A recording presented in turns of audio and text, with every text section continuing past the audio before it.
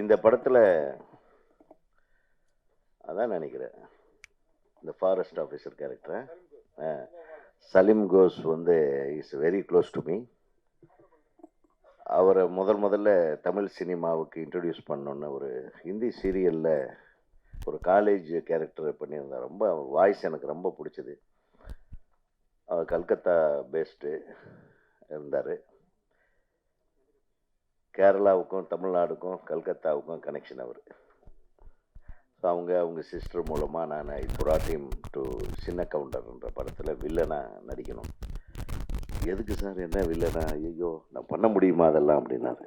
உன்னால் முடியும் தம்பி அப்படின்ட்டு அவரை வந்து கன்வின்ஸ் பண்ணி அந்த கேரக்டர் சொன்னோடனே ரொம்ப பிடிச்சி போய் ஷூட்டிங்க்கு 1 மாதத்துக்கு முன்னாடியே நான் வந்துடுவேன். அப்போ அவருடைய கண்டிஷன் நான் சொல்ல வரேன். Is a very great artist. சரி வாங்க அப்படின்னு ஷூட்டிங்க்கு 1 மாதத்துக்கு முன்னாடியே அந்த ஷூட்டிங் எந்தெந்த இடத்துலலாம் எடுக்க போகிறோமோ அந்த ஏரியாவிலேயே ஒரு வீடு எடுத்து தங்க வச்சுட்டேன். He wanted to learn all the nuances of this counter community. Yes, நான் சொல்லிட்டேன், இங்கே கொங்கு தமிழில் தான் பேசணும். ஒரு ஆள் வந்து நம்ம அந்த லொக்கேஷன் மேனேஜர் அவன் வாய் திறந்தாலே கொங்கு தமிழில் பேசுவான், ராஜான்னு உங்களுக்கு தெரியும். அவனை கூட வச்சு அனுப்பி விட்டேன். ஸோ அவங்களுடைய கேரக்டர் என்ன, அங்கே போயிட்டு வேஷ்டியை கட்டிட்டு அவங்க மாதிரியே சட்டையை போட்டு 1 மாதம் அங்கேயே கிடந்தான். Such a dedicated artist.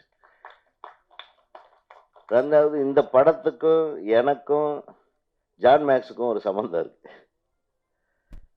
நான் ஒரு தடவை இவர் நடிச்சிட்டு இருக்காருன்னே நம்ம படத்துலன்னு சொல்லியோ எனக்கு ரொம்ப க்ளோஸியாக அவன் நம்பரு எனக்கு பிடிச்சி உடனே ஃபோனில் போட்டு கொடுத்தாரு. அப்போ இந்த படம் ஷூட்டிங் முடிஞ்சிடுச்சுன்னு நினைக்கிறேன். ரொம்ப நேரம் பேசிகிட்டு இருந்தோம். அதுக்கப்புறம் தான் அந்த சோகமான நிகழ்வு. கிட்டத்தட்ட 1 வாரம் 10 நாள் இருக்கு. என்னால் நினச்சி கூட பார்க்க முடியல.